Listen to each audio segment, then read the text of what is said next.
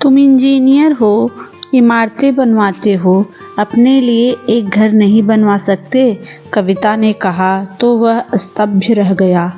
यह कैसी बातें कर रही हो कविता? पापा ने पढ़ा लिखा कर मुझे इस योग्य बनाया कि मैं उनके सुख दुख में काम आऊं, और तुम काम आने की जगह अलग घर बसा लेने की को कह रही हो। नमस्कार दोस्तों, बेटू की कहानी में आपका स्वागत है। आज मैं आपको एक पति पत्नी की कहानी सुनाने जा रही हूँ। कहानी बहुत ही मार्मिक है। कहानी को पूरा सुनिएगा तभी पूरी कहानी का आनंद आएगा। तो देर न करते हुए चलिए कहानी को शुरू करते हैं। पूरे 15 साल के बाद दोनों एक बार फिर आमने सामने खड़े थे। मुंबई में एक शॉपिंग मॉल में यूं अचानक मिलने पर आश्चर्य से एक दूसरे को देख रहे थे। अजय ने ही अपने को संयत कर के धीरे से पूछा, कैसी हो कविता?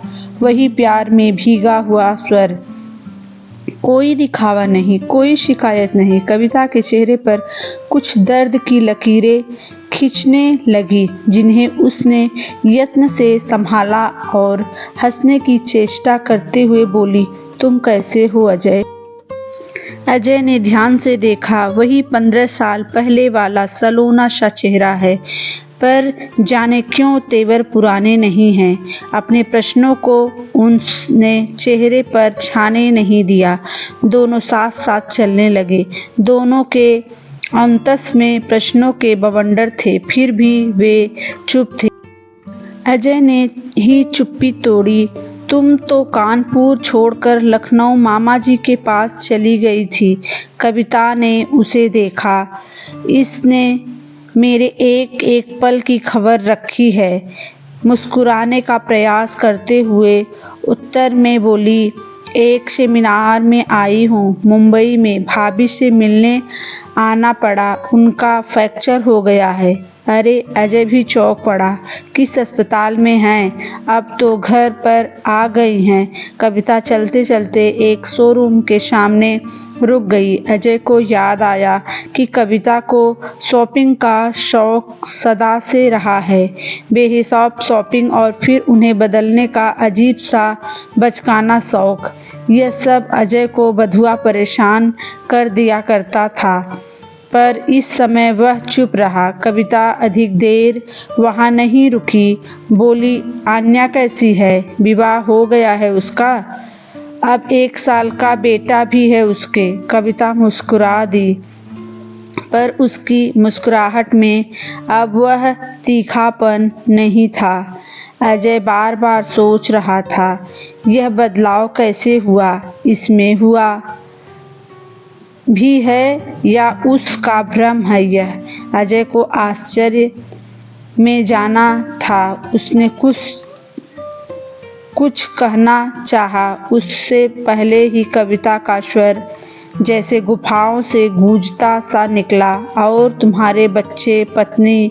अजय ठहर गया। कविता के चेहरे पर जो भी था वह क्या कोई पछतावा था, या वही मैं के आसपास भटकने की जिद? बोला, विवाह के बिना बच्चे कैसे हो सकते हैं? और तुम?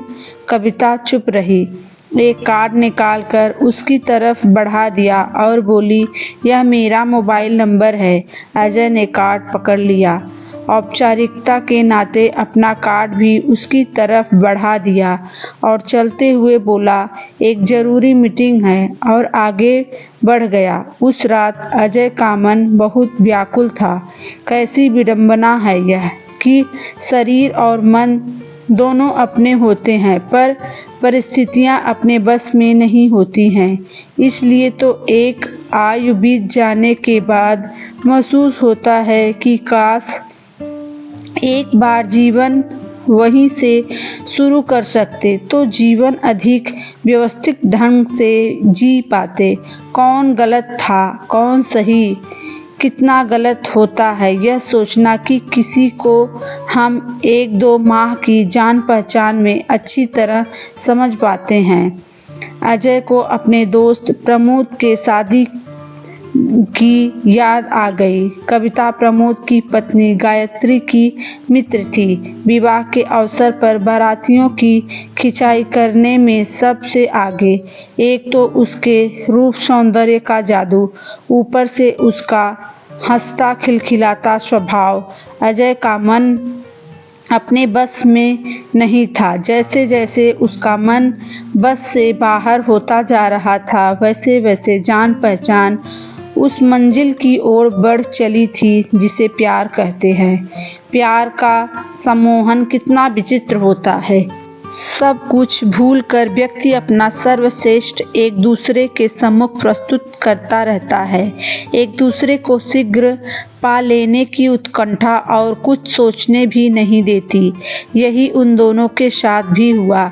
अजय इंजीनियर था और कविता एक बड़े व्यवसायी की पुत्री।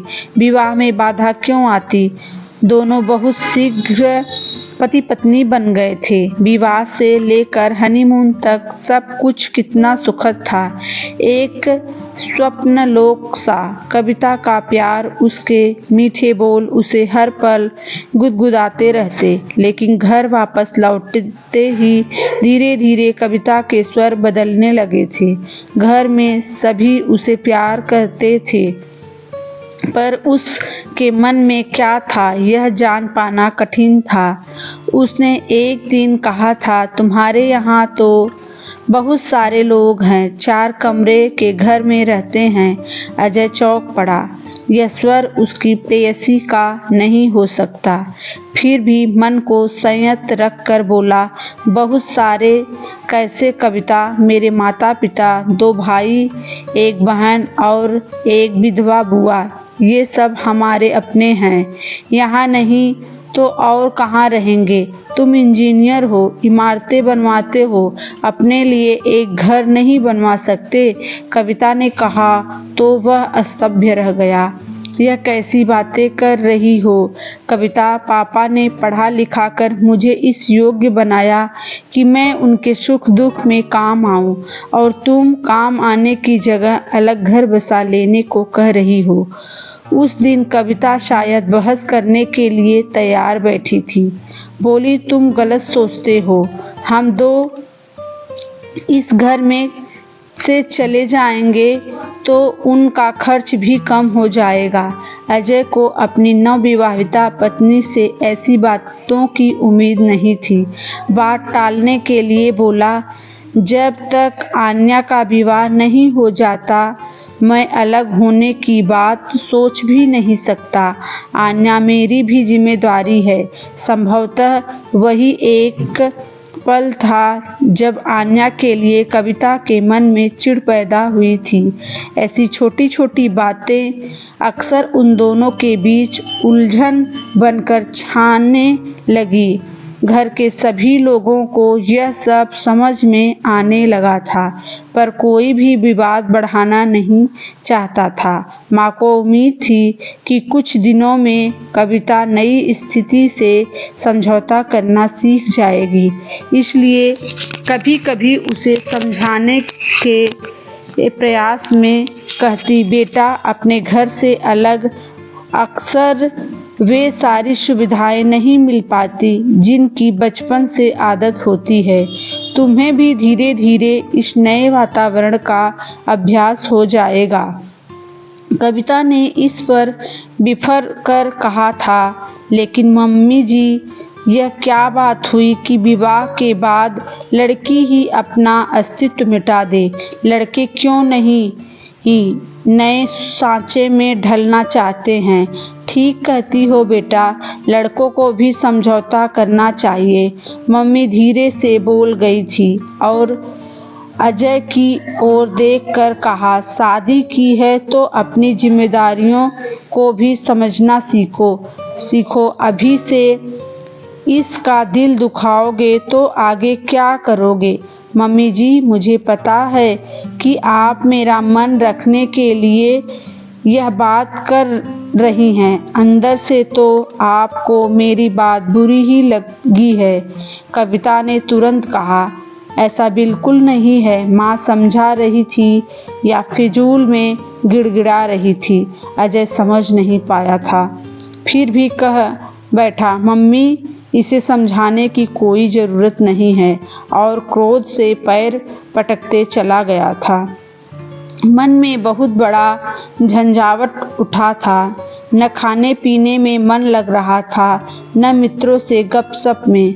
पार्क में जाकर बैठा तो भी मन उदास रहा।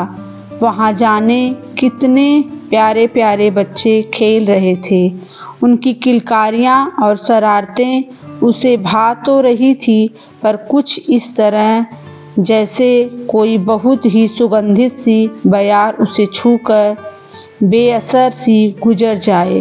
उसे बार बार याद आ रही थी वह रात जब प्यार के सम्मोह में डूब उसने कविता से कहा था, कविता मुझे पापा कब बनाओगी।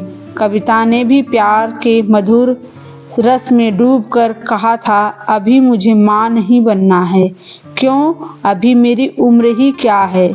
कविता इतरा कर बोली, हाँ यह तो है, जितनी जल्दी माँ बनोगी उतनी जल्दी जिम्मेदारियाँ बढ़ जाएगी।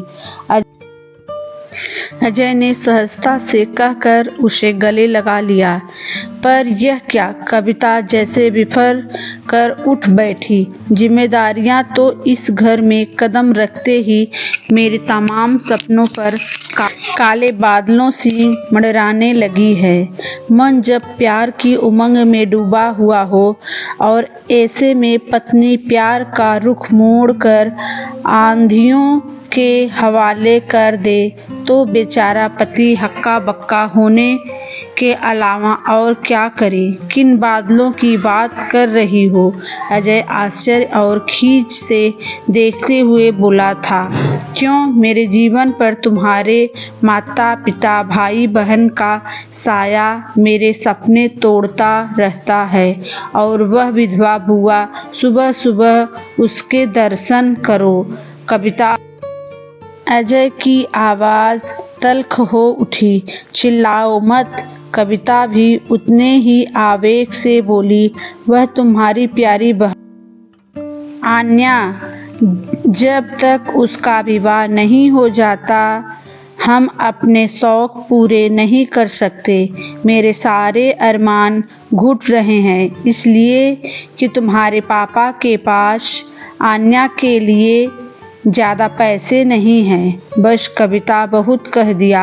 अजय के अंदर का प्रेमी अचानक बिफर कर पलंग से उठ गया। तुम्हारे संस्कारों में रिश्तों का महत्व नहीं है तो न सही, मेरी दुनिया इतनी छोटी नहीं है कि पति पत्नी से आगे हर रिश्ता बेमानी लगे। अजय कमरे से उठकर बाहर चला गया। धीरे धीरे ऐसी तकरारें बढ़ने लगी। तब माँ ने एक दिन अजय को एकांत में समझाया, अगर कविता अलग रहना चाहती है तो मान ले उसकी बात, शादी की है तो निभाने के रास्ते निकाल, शायद दूर रहकर वह सबके प्यार को समझ सके। आ जाएगी, पर जाने कैसी जिद या शायद घमंड पाल कर बैठ गई थी कविता। 1 साल तक के अंदर तलाक का नोटिस आ गया था। आशाओं की अंतिम डोर भी टूट गई थी। कविता मुंबई छोड़कर अपने मामा के यहाँ कानपुर चली गई थी। उसके मामा जी बहुत बड़े व्यापारी थे।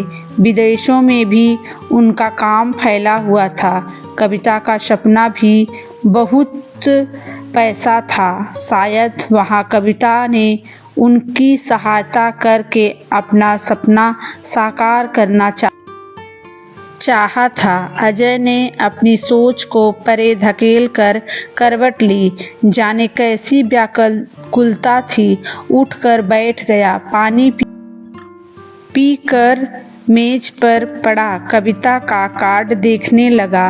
विचारों का झंझावात फिर परेशान करने लगा। कविता को मामा जी के घर अपार वैभव का सुख था। उन्हें कोई संतान नहीं थी, इसलिए उसे बेटी जैसा प्यार मिल रहा था। फिर भी कविता के चेहरे पर कैसी उदासी थी। उसने शायद विवाह भी नहीं किया क्या अकेलेपन की उदासी थी उसके चेहरे पर, या अब उसे रिश्तों की परख हो गई। रात के 12 बज चुके थे। फोन के पास बैठकर भी उसे साहस नहीं हुआ कि कविता को फोन करे। वह चुपचाप पलंग पर लेट गया। अपने ही मन में से प्रश्न करने लगा, यह क्या हो रहा है मन को। इतने वर्षों तक वह कविता को भूल जाने का भ्रम पाले हुए था, पर अब क्यों मन व्याकुल है। क्या कविता भी उससे बहुत सी कहीं अनकही बातें करना चाहती होगी। अपने ही प्रश्नों से घिरा अजय सोने का व्यर्थ प्रयास करने लगा।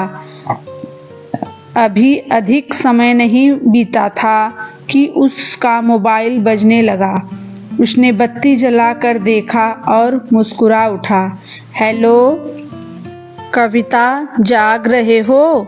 उधर से कविता का विह्वल स्वर गूंजा। हाँ, सोच रहा था कि तुम्हें फोन करूं या नहीं। अजय ने अपने मन की बात कह दी। पहले भी कभी वह कविता से कुछ छिपा नहीं पाता था, तो किया क्यों नहीं? कविता ने प्रश्न किया। शायद इसलिए कि अभी तक तुमने मुझे क्षमा नहीं किया है। ऐसा नहीं है, भूल तो हम दोनों से हुई है। मेरे मन में जरा भी मैल होता तो अब तक मैं दूसरी बार घर बसा चुका होता। अजय ने स्पष्ट शब्दों में अपने मन की बात कह दी। उधर से कुछ पल सन्नाटा रहा। फिर एक धीमी सी वेदनामय आवाज गूंजी। घर तो मैं भी नहीं बसा सकी। शुरू में वह सब जिद में किया, फिर धीरे धीरे अपनी गलतियों का एहसास जागा तो तुम्हारी याद ने वैसा नहीं करने दिया। दोनों तरफ फिर मौन पसर गया। दोनों के मन में हलचल थी। शायद समय को मुट्ठी में कैद कर लेने की चाहत जाग उठी थी। एक पल के सन्नाटे के बाद ही उसे कविता का स्वर सुनाई दिया। अजय, मेरी बात को तुम पता नहीं कैसे लोगे, पर बहुत दिनों से मन में एक बात थी और मैं चाहती थी कि तुम्हें बताऊं। क्या तुमसे वह बात शेयर कर सकती हूँ? कविता, भले ही अब हम साथ साथ नहीं हैं, पर कभी हमने एक कदम पर एक दूसरे का साथ देने का वचन दिया था। बोलो, क्या बात है? जानती हूँ अजय, मेरा ही दोष है जो 2 कदम भी तुम्हारे साथ नहीं चल सकी। और इसी के साथ मोबाइल पर फिर सन्नाटा पसर गया। फिर एक आवाज जैसे किसी कंदरा से घूमती हुई उस तक पहुंची। अजय, तुम चाहते थे कि मैं तुम्हें एक बच्चे का पिता बनाऊं। तुमने मेरे विवाह के बारे में पूछा था तो मैंने दूसरी शादी नहीं की, लेकिन मैं एक बच्ची की माँ हूँ। क्या तुम उसके पिता बनना पसंद करोगे? क्या? अजय चौंक कर पलंग पर बैठ गया। हाँ अजय, मैंने विवाह नहीं किया तो क्या, मैं माँ हूँ, एक प्यारी सी बेटी की माँ। 2 साल पहले उसे गोद लिया था। अजय चकित होकर सुन रहा था। क्या यह सचमुच कविता का स्वर था, जिसे बच्चे पसंद नहीं थे, जिसे घर में भीड़ पसंद नहीं थी? यह वही कविता है? अभी वह सोच ही रहा था कि कविता ने फिर कहा, जाने दो अजय, मैंने तो। अजय, हमारी बेटी का नाम क्या है? अजय बोला तो कविता का स्वर खुशी से लहराता हुआ आया। चाहत। कविता को उसका यह सपना भी याद था।